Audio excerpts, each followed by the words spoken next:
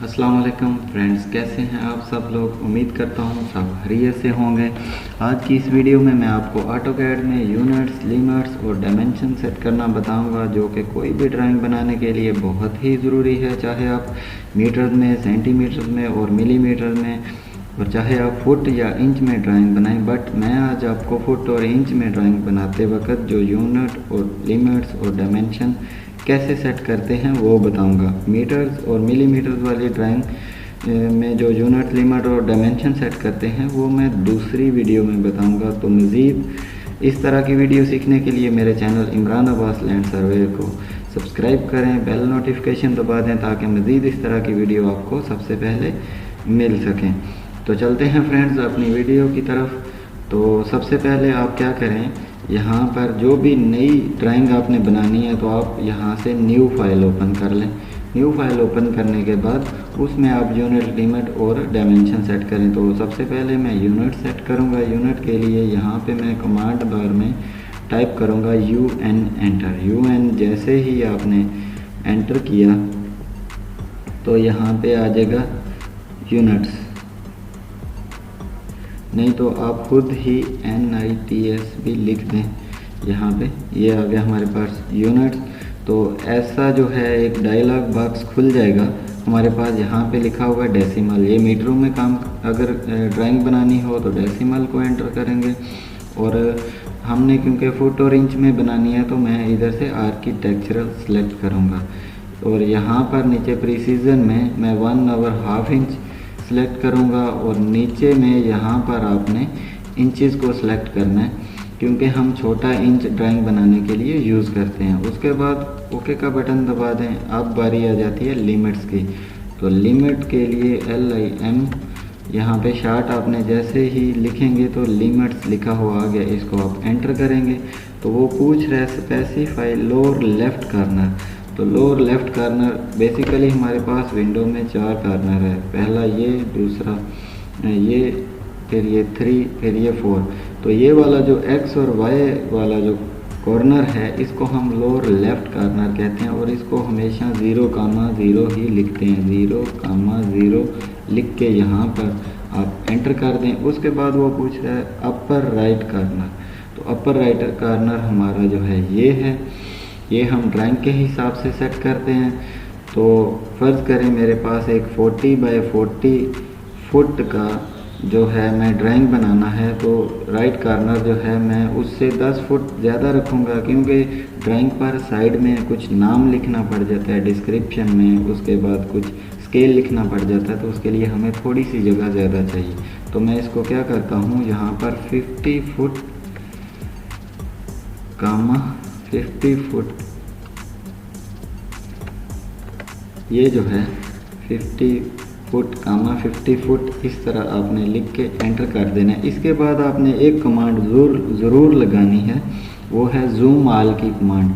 Z enter, A enter कर देना है। तो ये हमारे पास यहाँ पे पेज, इसका लिमिट भी सेट हो गया। उसके बाद हम क्या करेंगे, D एंटर करके डायमेंशन सेट करेंगे। D एंटर किया जैसे ही तो यहाँ पे हमारा स्टैंडर्ड ही रहना चाहिए। उसके बाद हम सबसे पहले मॉडिफाई में जाएंगे। मॉडिफाई में जाने के बाद लाइंस में आ जाए। लाइन में अगर आप लाइन का कुछ भी कलर चेंज करना चाहता है यहाँ से चेंजिंग कर ले, नहीं करना चाहते तो आपकी जो है ना मर्ज़ी है। तो उसके बाद आप सैम्बल्स एंड एरो में आ जाए। सैम्बल्स एंड एरो में आके यहाँ पे आप कुछ क्लोज फील्ड में, ये जो था यहाँ पे आप ओब्लिक करेंगे तो देखें यहाँ पे हमारे पास डिज़ाइन कुछ चेंज हो गया। अभी मैं अगेन इसको क्लोज फील्ड करता हूँ तो यहाँ पे एरो आ जाएगा। तो अगर आपको डायमेंशन के साथ लिखा हुआ एरो चाहिए तो क्लोज फील्ड कर दें, नहीं चाहिए तो आप कुछ भी स्टाइल चेंज कर सकते हैं। उसके बाद यहाँ पे अबाउट डायमेंशन टेक्स्ट, ये लाजम आपने क्लिक करना है। उसके बाद आप आ जाएं और इसमें कुछ भी चेंजिंग नहीं करनी, टेक्स्ट में आ जाएं।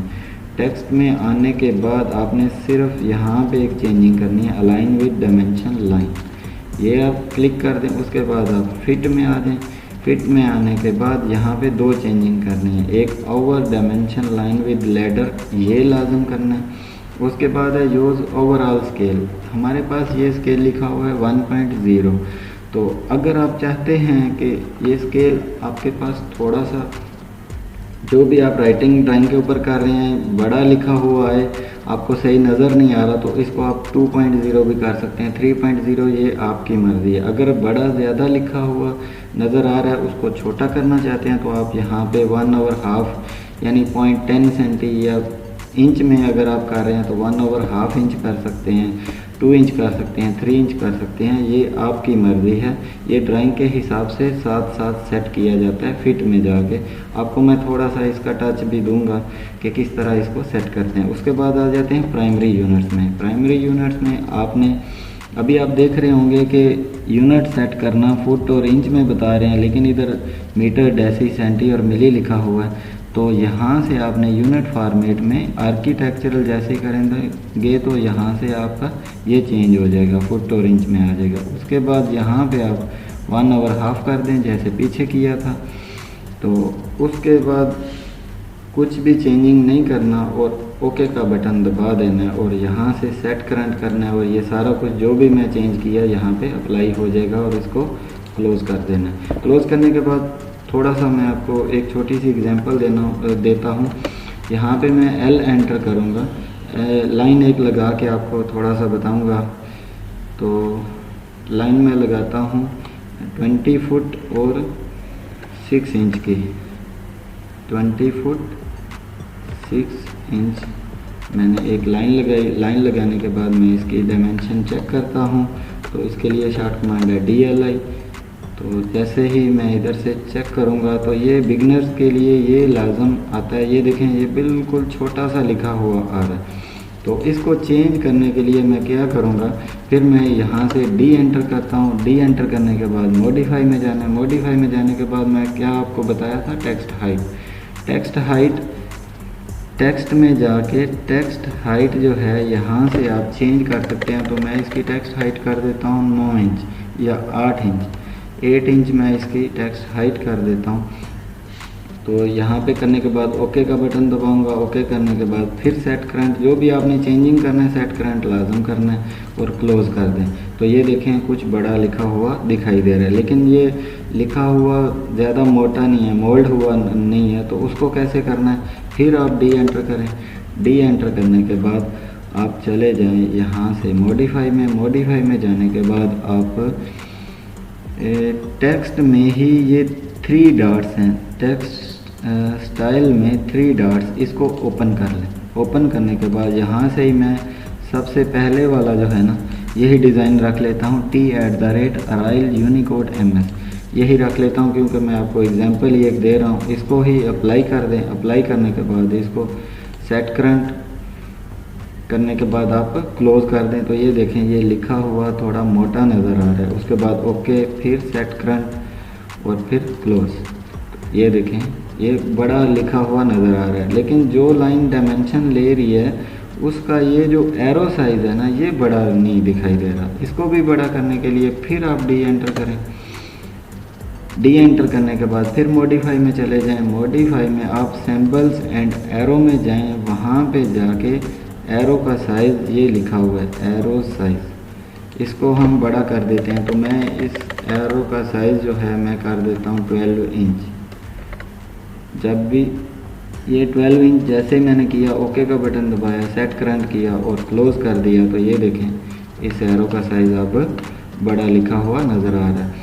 तो ये थी आज की मेरी वीडियो। अगर आपको वीडियो अच्छी लगी हो तो मेरे चैनल को सब्सक्राइब करें, लाइक करें और बेल आइकन को दबा दें ताकि आपको मज़ीद इस तरह की वीडियो सबसे पहले मिल सकें। और जो है ना, मेरी वीडियो को ज़्यादा से ज़्यादा शेयर करें। तो आज के लिए इतना ही। बहुत सारा अपना ख्याल रखिएगा और मुझ ना चीज़ को भी याद रखिएगा।